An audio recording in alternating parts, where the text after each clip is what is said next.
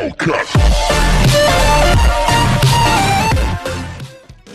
Hey guys, OMAC446 Productions here, and today I bring you part 2 to my new What If series, that being What If RADITZ to GOHAN. And as you will notice, this video along with my other videos is going to be a lot better than my previous ones, as I changed my editing software, of which I would like to thank SuperSavage789 for telling me about it, that being KindMaster. If you like this video, like and subscribe for more. If you think there are any ways I can improve on my videos, comment your idea down below and I will read and reply. Now without any further delay, let's begin. So in part 1, in case you haven't already seen it, of which I recommend you doing before this, RADITZ came to Earth like in canon, and Goku and RADITZ had a small fight at Kame House, ending in Goku's chest being hit by a knee by RADITZ. RADITZ then leaves with Gohan, but is followed by Piccolo, who wants to join RADITZ in taking over planets. So as a bribe, Piccolo talks about the time chamber to RADITZ and how you can get a use with the training one day. RADITZ agrees to this bribe, so the three head up to Kame's lookout.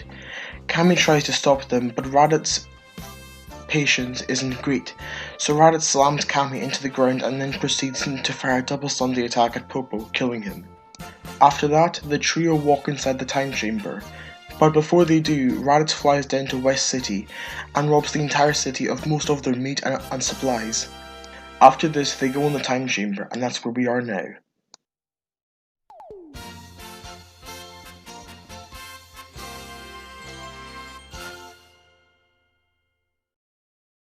In the time chamber, I can see Piccolo spending most of the time meditating, and RADITZ trying to draw out the hidden anger he saw back at Kame House when he arrived first of all with Gohan.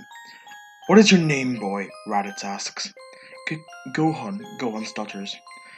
"Gohan, do you know why I took you?" "No, I don't even know who you are." "I took you because your father said he hates you, and I am your uncle RADITZ." "My dad would never say something like that. All I know is that you are evil." "Silly Gohan. It is not I who is evil. If you think about it, your dad could have taken you from me whenever he wanted, but he didn't. Now do you see where I'm coming from?" "I don't believe you," Gohan screams.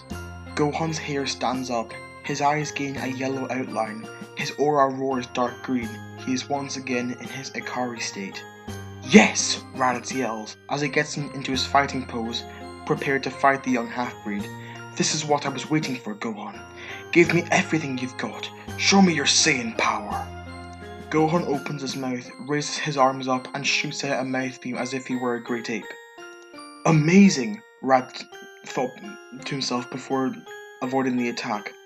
It seems as if this form is the great ape, but the kid doesn't change shape.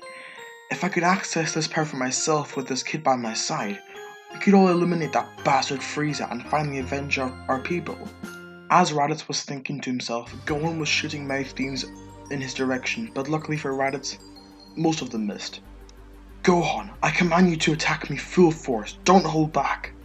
Gohan zoomed over towards RADITZ in a matter of seconds and landed a devastating right hook to the face on RADITZ, sending him flying across the area. "Damn it all, I didn't think I'd have to do this," RADITZ thought to himself before launching an artificial moon into the thing that you would call a sky, transforming it into a great ape. RADITZ himself began to go berserk. This sound of roaring woke Piccolo up from the deep meditation, and he was in disbelief. That idiot! How can RADITZ think I can combat not only one, but two Saiyans? There's only one thing I can do, although I haven't done it in a while. It's my only option. Piccolo used the giant form that he used against Goku in their first fight 5 years ago in the tournament. The giant Piccolo grabbed the angry Gohan and threw him at the ground in hopes of knocking him out, which it did. Now for the big monkey. While RADITZ was shooting mouth beams in all directions, Piccolo began to charge up a special beam cannon. The options of killing RADITZ with this attack and taking Gohan for himself, and trying to aim the attack at his tail so that RADITZ would demorph back to his original state, were boggling inside his head. But he made up his mind. He had to cut off his tail if he wanted to get stronger. He needed RADITZ in order to get a paw and get off the earth. As this is going on, the Z Fighters are attending to the very injured Goku's wounds. Bulma takes him back to West City and puts him in a hospital.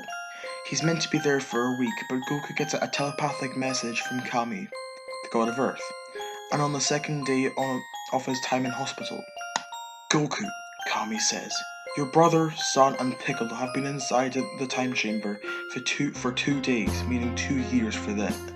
As much as you may think it is correct to do so, you mustn't enter to get Gohan back. Raditz, Piccolo, and even your son are all far stronger than you now. But I have a way for you and 2 others of your choice to get stronger. Fly up to the lookout right now and bring 2 friends with you. Okay, I'll be there in half an hour, Goku replies. Hurry, time is of the essence, says Kami.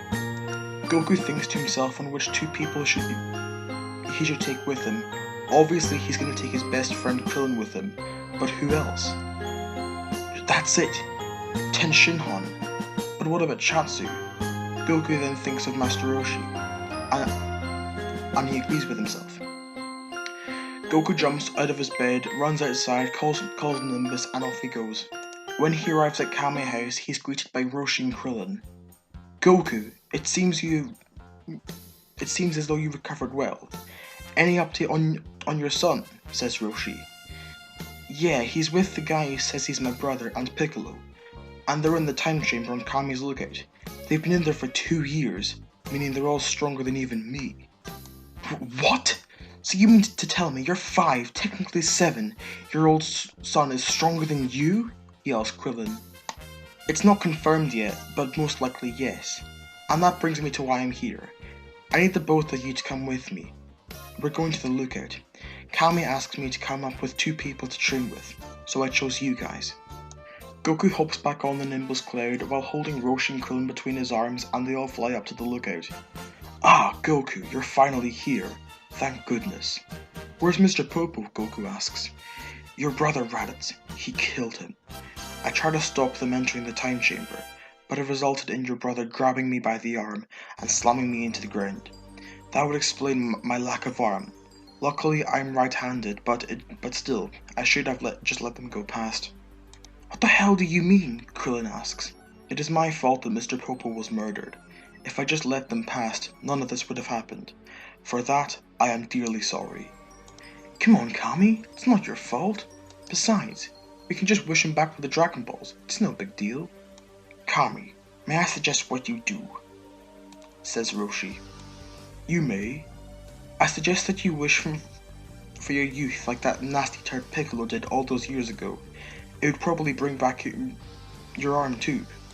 That's a great idea. I give you my thanks. But what about Mr. Popo? He was my best friend. It's what Mr. Popo would have wanted, and it's also what the planet needs. We need a strong guardian. If you use the Dragon Balls to restore your youth, you would most likely be the strength that Piccolo Jr. was before going in the time chamber, said Roshi. I agree. It is time I regain my strength. Goku, as part of today's training, I order you to gather the Dragon Balls, said Roshi. Yes, sir, Master Roshi, said Goku before zooming off the lookout on the Nimbus cloud. That man is a 7-year-old, isn't he? Said Kami. 7 is an overestimate. Krillin, as part of today's training, I order you to... no. Unlike Goku, I have matured past the age of 15. Right, so we're going to do a wee time skip, just to speed up the story a little bit. Goku returns from the lookout with the 7 Dragon Balls all in a bag, and Kami summons Shenron and gets his youth restored. Goku, Krillin, and because Roshi would want Kami to get stronger, Kami would all go to King Kai's planet to train for a year. But they did not know that the same day as they left Earth, the Saiyans and Piccolo emerged from the time chamber, stronger than ever. After that, Raditz would call the Frieza Force on the Spear Skater in the pod, and within 6 months of waiting, the pod would be with them. During these 6 months of waiting, the trio would exterminate the planet of all life. Tien, Master Roshi, Chatsu, Chi-Chi, and everyone else is dead. I'll think of the parascaling for the next part, as I'm not totally sure of what they would be right now, and don't want to overpower them too much, or underpower them. I don't know. Raditz gets into his pod along with Gohan, and Piccolo would get into his. And Piccolo would know how to pilot the pod, as Raditz would have probably told him how to do so in the chamber. Time chamber. Their journey back to Vegeta and Nappa's planet would take 1 year. How much stronger will Goku, Krillin and Kami be after the King Kai training? What techniques will King Kai teach them? What will Frieza think of another pesky Saiyan and a strange Namekian in his forces? How will Vegeta and Nappa react to Raditz's huge increase in power and his strangely powerful nephew, and the strange Namekian? Find out in part 3 of What If Raditz Took Gohan. I hope you enjoyed this video. If you did, please smash the like button and subscribe, as both heavily help in the overall growth of my channel. As always, thank you so much for watching. See you later. Goodbye.